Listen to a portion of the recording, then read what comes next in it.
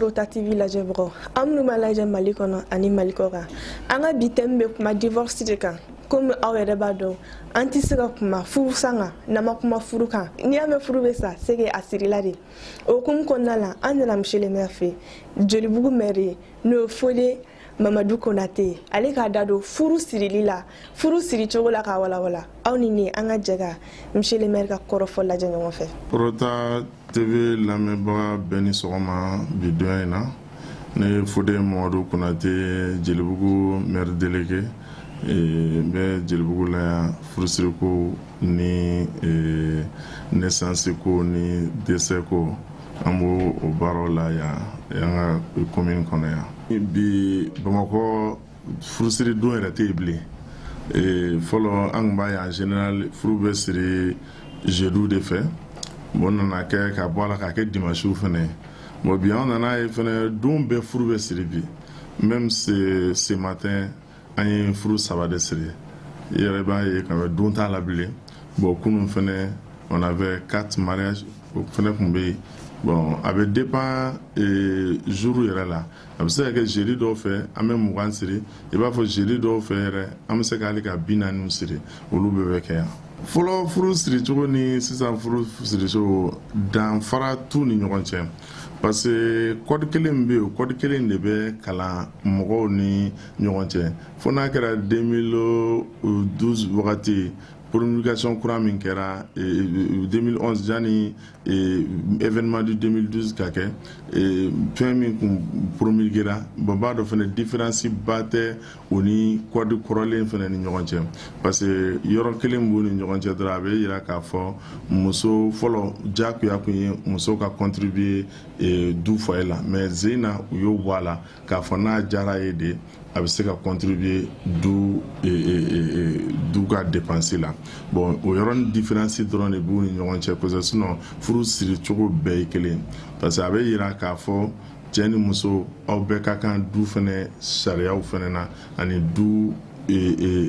tacogo kuma fɔcogo fɛnɛ na ni du problème wulila cɛ bɛ se ka dɔ fɔ a la cogo ni muso bɛ se ka dɔ fɔ a la ten o ye cɛ kɔfɛ bon ne y'a sɔrɔ ko sariya minɛn don muso min na k'a da man ka don du kɔnɔ kuma la ça veut dire que olu yɔrɔ la danfarabaw tɛ furu siricogo ni ɲɔgɔn cɛ an bɛ ladilikan minnu fɛnɛ bɛ code kɔnɔ n'i y'a lajɛ hali silamɛya yɛrɛ diinɛ fɛnɛ na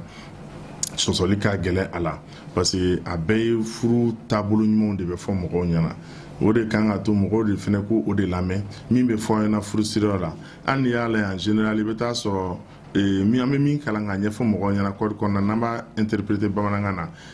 an b'a f'u ɲɛna fɛnɛ à la maison ale de b'u ka livret de famille fɛnɛ kɔfɛla la n'u taara tête reposée u k'a kalan a bɛ dɔ fɛnɛ fara u ka faamuyali kan mais mɔgɔw turu ka suma olu fɛnw ma mais i kɔni b'a dɔn a mana kɛ cogo o cogo phrase kelen dɔ bɛ yen maire b'a a kumaw fɔ toujours u kan ka retenir adamaden bɛɛ fɛ parce que a bɛ yira k'a fɔ cɛ ni muso aw kan ka bɛn furu kɔnɔna k'aw tilen ɲɔgɔn ye ka da ɲɔgɔn na ka ɲɔgɔn kungo kɛ ɲɔgɔn ka bɛɛ ka ɲɔgɔn kungo kɛ ɲɔgɔn kungo ye olu yɛrɛ kɔnɔna ni mɔgɔ mɔgɔ ye furu fɛnɛ sabati k'a dɔn o sira fɛ a ka ca Ala fɛ i bɛ se k'i ka furu kɛ hɛrɛ ni baden na. Furu bɛ siri critère fɔlɔfɔlɔ min kan fo furudenw bɛɛ ka jɛn n'a ye fɔlɔ k'a fɔ an diyara ɲɔgɔn ye an bɛnna la somɔgɔw an ser'u ma an y'a ɲɛf'u ɲɛna somɔgɔw fɛnɛ jɛra n'a ye o de la u fɛnɛ bɛ se ka dɔgɔ da n'u ye dɔgɔ da u bɛna déclaration kɛ anw fɛ yan tile 15 janni furusiri cɛ o déclaration in de fɛnɛ an fɛnɛ de b'o jateminɛ fɛnɛ k'o fɛnɛ de publier n'a bɛ fɔ o ma ko publication o la an b'o de nɔrɔ yan en général i bɛna sɔrɔ kuma dɔw la hali ni y'a sɔrɔ cɛ tɛ anw fɛ yan ou bien muso tɛ anw fɛ yan parce que en général i bɛ taa ye a kɔni a fɔra ko mɔgɔ kelen dɔ ka sigida la a bɛ se ka kɛ cɛ ou bien muso ye olu bɛɛ bɛ se ka déclaration k'a ka sigida la maintenant ne y'a sɔrɔ mɔgɔ wɛrɛw de don k'a fɔ k'u t'i ka sigida la obligatoirement u bɛ sigida min na e bɛ publication bila ka taa olu fɛ yen ka taa bila olu fɛnɛ ka maire fɛ olu ka maire b'a publier k'a lajɛ k'a fɔ k'a yira bɔ karisa nana ka na nin déclaration kɛ a b'a gulon tile 15 a bɛ se ka kɛ mɔgɔ dɔ bɛ yen muso dɔ bɛ furu la ou bien cɛ dɔ bɛ yen a nana fɔ k'a fɔ ko a bɛ dan muso kelen ma mais k'a bɛ dan muso kelen ma mais a taara muso wɛrɛ furu siri publication in b'a to k'a fɔ ni mɔgɔ min y'a ye o bɛ se k'a dɔn a karisa a nana i dogo ka n'a ka furu siri yan an b'o de fɛnɛ kɛ o fɛnɛ bɛ anw fɛnɛ couvert sariya de fɛnɛ o fɛnɛ fɔ o de la u bɛ tile 15 fɛnɛ respecter an b'o respecter fɛnɛ u ka na an bɛ fɛnw dɔn hali déclaration dɔ bɛ se ka mɔgɔ fɛnɛ plaignant dɔ bɛ se ka nin plaignant o hukumu fɛnɛ kɔnɔ o bɛɛ la an b'o ɲɔgɔnnaw bɛɛ reçoit an bɛ u fɛnɛ wele k'a ɲɛf'u ɲɛna ni problème bɛ yɔrɔ min na u b'a fɔ a ɲɛna i bɛ taa sɔrɔ dɔw fɛnɛ bɛ yen a dɔw ye tiɲɛ dɔw fɛnɛ tɛ tiɲɛ d'abord n'i y'a lajɛ sisan article fɔlɔ n'an bɛ min ta sisan a bɛ fɔ o de ma ko article 316 a bɛ fɔ o ma sisan n'Ala ye furu latigɛ cɛ ni muso ni ɲɔgɔn cɛ k'aw ka da ɲɔgɔn na aw ka kɛ ɲɔgɔn fɛ a ka ɲɔgɔn kɔlɔsi ka ɲɔgɔn bolofɛnw kɔlɔsi pour que a bɛ se ka kɔ sigi fɛnɛ kɛ lahɔrɔma ɲɔgɔn na yɔrɔ bɛ fɔ yɔrɔ yɔrɔ la o ye bɛn sira de ye bon o article filanan fɛnɛ o de ye article 317 fɛnɛ ye min b'a fɔ tuguni k'a fɔ ko n'Ala ye furu latigɛ cɛ ni muso ni ɲɔgɔn cɛ fɛnɛ n'aw bɛ cɛ ka so sisan bi i b'a fɔ n'aw bɛ muso fɛnɛ ka so kɛlɛ mana tɛmɛ aw ni ɲɔgɔn cɛ ou bien mankan tɛmɛna e ka muso ka bolofɛn ta k'a fili ou bien ko y'i haramu ko fɛnɛ banna cɛ o cɛ ou bien muso o muso n'e fɛnɛ minɛ o la sariya fɛnɛ b'i ɲangi tile 15 kaso b'o la ou bien kalo 3 ou bien i bɛ amande sara foroba wari fɛnɛ n'o ye 4000 ou bien ka se 224 ma n'i minɛna fɛnɛ o dɔ fɛnɛ bɛ boli i kan o article sabanan fɛnɛ bɛ yen min ye article 318 fɛnɛ 318 o fɛnɛ b'a fɔ tuguni k'a fɔ ko ni Ala ye furu tigɛ ani ɲɔgɔn cɛ ni den sɔrɔla sisan o den bɛ aw fila de ka lamɔ kɔnɔna la yɔrɔ denw fɛnɛ t'a bɔ yɔrɔ la ka hakili t'u la yeko ɲuman ka y'u la a k'u don kalan na a bɛ diinɛ fɛnɛ na k'o sira ɲuman fɛnɛ y'u la o bɛ se ka kɛ den sabatilen cogo min na yɔrɔ fɛnɛ bɛɛ ye dilanni sira de fɛnɛ ye tuguni article wɛrɛ min bɛ da o kan tuguni article 319 319 o de b'a fɔ ko cɛ ye dutigi ye ko mais ko nka b'a la parce que dutigi bɛ se ka porokoto ka bɔ cɛ bolo k'a to mun ma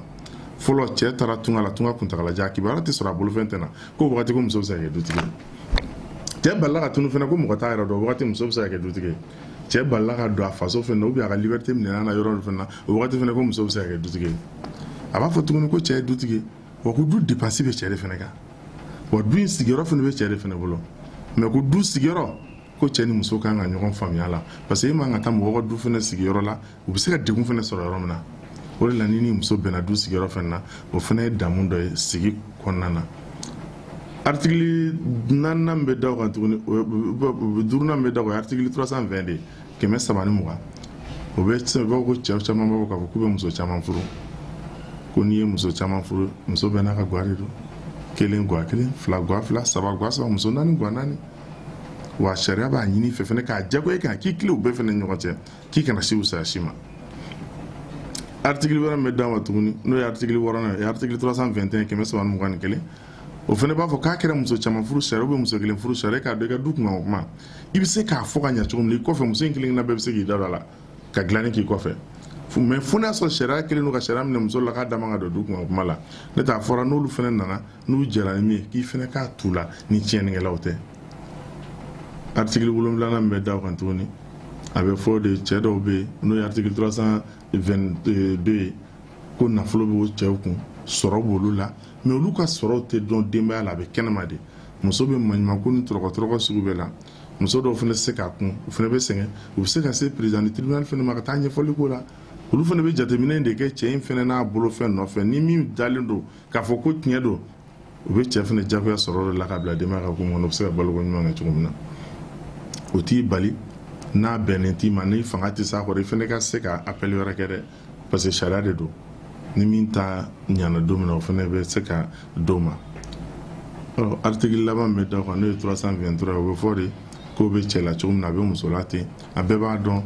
an balaka ninnu dɔw fɛnɛ ka balo tiɲɛw b'a la u ka tiɲɛniw ka bon cɛ ka nafolo la bon cɛ dɔw fɛnɛ bɛ yen fɛnɛ u bɛ se ka muso fɛnɛ ka nafolo fɛn u bɛɛ jɛnɛbɔ fɛnɛ ta tuguni ka t'o don ko wɛrɛ fɛnɛ na min man ka sariya tɛ min fɛnɛ fɛ i b'a fɔ ka t'o don hali muso wɛrɛ la sariya t'o fɛnɛ fɛ o fɛnɛ bɛ se ka kɛ wa n'o fɛnɛ mɛnna o tigilamɔgɔ fɛnɛ na k'o bɛ k'o tiɲɛni kɛ du sɔrɔda fɛnɛ na a fɔra k'ale tigi sen n'a bolo bɛ bɔ du sɔrɔda bɛɛ la wa ale fɛnɛ b'i sigi ka bɛɛ la tɔw lajɛ mais ko sariya in fɛnɛ mɛnniba k'o tɛ tɛmɛ 2 ans kan n'o ye san 2 ye bon n'i y'a kɔnɔna la nin bɛɛ ye ladilikan kelen kelenw de ye min kan ka don furudenw hakili la u kan ka min faamuya don o don i k'i hakili to a la ka baara kɛ n'a ye nin article 8 in bɛɛ bɛ kalan an b'an da don nin bɛɛ la k'a bɛɛ walawala cɛw ni musow ye ka tila k'o ɲininka tugun an ye article 8 min fɔ nin ye sisan a y'a mɛn wa an y'a mɛn a y'a faamuya wa an y'a faamuya a bɛ baara kɛ n'a ye an bɛ baara kɛ n'a ye an bɛ nin bɛɛ de ɲininkali k'u la cɛ kelen-kelen na muso kelen-kelen na bɛɛ b'a fɔ k'u y'a faamuya sariya yɛrɛ b'a ɲini muso ka don furu la 16 ans mais o y'a ye autorisation parentale de nana somɔgɔw b'a ye parce que i bɛ hadamaden dɔw ye n'i y'u corpulence yɛrɛ jateminɛ u si ma se mais i bɛ taa sɔrɔ farisogo sera bon somɔgɔw bɛ fara olu kan k'u don furu la i y'a faamuya mais n'i tɛmɛna 16 ans kan anniversaire mana tɛmɛ a ka ca Ala fɛ mɔgɔ ka sariyaba t'i kan i y'a faamuya i b'a fɔ 17 ans ninnu kɔni fɛn na olu bɛ se ka accepter maintenant fɔlɔ 18 ans kun don mais ni plaidoyer caman kɛra la parce que problème caman bɛ na n'a ye sinon an bɛ fɛn dɔw reçoit yɛrɛ dɔw bɛ na n'a hali 14 ans dɔw bɛ na n'a papier yan an b'u rejeter k'a f'u ka taa fɔlɔ u ka t'u ka an t'an se k'a accepter parce que sariya b'a t'a kɔn sariya tɛ fɛn kɔn ɲini an b'an yɔrɔ janya ka bɔ o yɔrɔ la an bɛ se ka minnu kɛ n'i bɛ se ka dɛmɛ ni autorisation parentale ye an b'o de kuma f'i ɲɛna n'i ka 16 ans anniversaire kɔni tɛmɛna an bɛ se k'o f'i ɲɛna a bɛ t'olu ɲini sariya b'o d'i ma a bɛ na an bɛ mariage kɛ o yɔrɔ la ka denmisɛnninw don furu la sɔrɔ u si ma se i b'a jateminɛ fɛnɛ k'a lajɛ anw bɛ lawale ko dɔw bɛ yen dɔw donna furu la sɔrɔ nin wagatiw yɛrɛ fɛnɛ tɛ mais mentalité ko b'a la du sigicogo b'a la diɲɛ yɛrɛ cogoya fɛnɛ b'a la bi parce que anw bɛ kalan matarafali fɛ an fɛ yan bi anw bɛ adamadenya matarafali fɛ an fɛ yan bi bon n'i dun ye denmisɛnninw fari la ye bi ka 14 ans 15 ans k'a lajɛ olu wagatiw b'a sɔrɔ u ma se o wagatiw ye bon gɛlɛya bɛ don furu kɔnɔna na n'i y'a don furu la e kɔni mana don furu la o âge la ale sen bɔra kalanko la i y'a don furu la o wagati la i taara adamadenya kura wɛrɛw de sigi a kun tuguni min t'a ka denmisɛnninya hakilina ye bon o bɛ mɔgɔ sɛgɛn mais fɛnɛ n'i y'o fɛnɛ to yen tuguni dɔw ka société fɛnɛ b'a ye fɛnɛ k'a fɔ olu fɛnɛ mana to yen tuguni olu fɛnɛ bɛna na ni tiɲɛni wɛrɛ ye tuguni olu ka société la i y'a ye mɔgɔw tɛ ɲɔgɔn faamuya a yɔrɔ nin kɔnɔna nin bɛɛ de fɛnɛ kɔni bɛ ɲini toujours lamɔ de kɔnɔna na mɔgɔw ka dɔ de fara lamɔ degré kan parce que lamɔ tɛ kelen ye k'a fɔ ko fa kelen ou bien ba kelen bɛɛ de kan ka fara ɲɔgɔn kan ko ka lamɔ kɛ kɔrɔw b'a la kari kɔnɔmɔgɔw b'a la fɛnw b'a la mais o de bɛ ka an jɛ dans ce terrain tan na i bɛ taa sɔrɔ génération dɔ bɛ na e bɛ taa miiri ko nin ka fisa ni nin ye e bɛ taa miiri ko nin ka fisa alors que dilanni kan ka taa ka kɛ dɛ mais tiɲɛni de bɛ ka kɛ ka na o de la vraiment an bɛ o conseil yɔrɔnin di mɔgɔw ma toujours an kana denw ka lamɔ kɛ an dɔrɔn ye an dɔrɔn ta tɛ den ye den yɛrɛ ye jamana de ta ye jamana dun m'a fɔ maa si k'i den wolo k'a bila ka tila k'a bila tiɲɛni sira kan n'i ye jamanaden ɲuman wɛrɛ ye k'a fɔ k'a bɛ ka kuma i den fɛ ou bien a bɛ ka fɛn kɛ n'a hakili la i b'a dɛmɛ de a bɛ se k'o sira ta parce que a bɛ k'a dilan ka di de ma o wa a bɛ k'a dilan ka di jamana de ma mais n'a tiɲɛna a bɛ k'e kelen donni i b'a fɔ fɛnɛ ko mɔgɔw ye n den to n bolo alors que kuma min na u bɛ ka fɛn fɔ a bɛ ka digi e la surtout an balakaw problème b'olu yɛrɛ de yɔrɔ la den dilan na statistique min b'anw fɛ yan bi k'a daminɛ 1er janvier 2022 la ka se bi ma registre 13 de b'anw fɛ bon registre kelen o kelen mara fɛn volet 50 de b'a kɔnɔ n'i y'o statistique kɛ i bɛ t'i yɛrɛ sɔrɔ mɔgɔ 600 de la anw fɛ yan parce que tiɲɛni dɔw bɛ bɔ a la parce que erreur dɔw bɛ k'a la an bɛ olu fɛnɛ épargner n'i y'o jateminɛ k'o lajɛ an ka statistique b'o bɔ à la date d'aujourd'hui o b'an bila ka fɛn dɔ fɛnɛ kuma fɔ i b'a fɔ ne nana nin y'a san 2 chaque année an bɛ mariage collectif dɔ organiser qui est gratuit an b'a kɛ minnu ka mariage mɛnna ani minnu ma se ka moyen sɔrɔ k'u ka mariage kɛ an b'a kɛ à l'endroit de 8 mars kɔnɔna na salon ta an sera ka mɔgɔ 150 de ka furusiri gratuit an y'a kɛ yan k'a cérémonie kɛ yan an bɛ foli kɛ Oxfam na u y'an dɛmɛ ani partenaire caman u b'an dɛmɛ a baara la san o san bon n'i y'o mariage bɛɛ fara nin kan ka tila ka banabagatɔ ka mariage fana fa ka fara kan tuguni i bɛ taa sɔrɔ anw bɛ nin statistique sɔrɔ quoi o bɛɛ dun na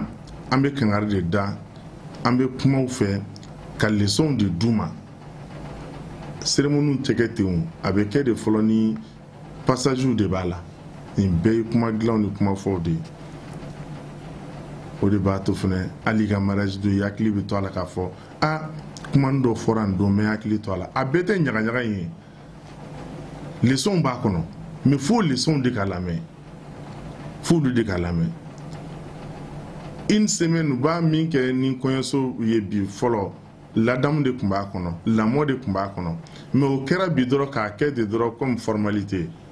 tɛ o fɛn dɔw de b'a kɔnɔ en tant que an t'olu fana bato an t'olu fana bɔ sen na mɔgɔ sugu bɛɛ bɛ ta ka bila o kɔɲɔmusow fana kunna o mɔgɔw tɛ woloma baara bɛ gɛlɛya o nin bɛɛ de b'a la o de la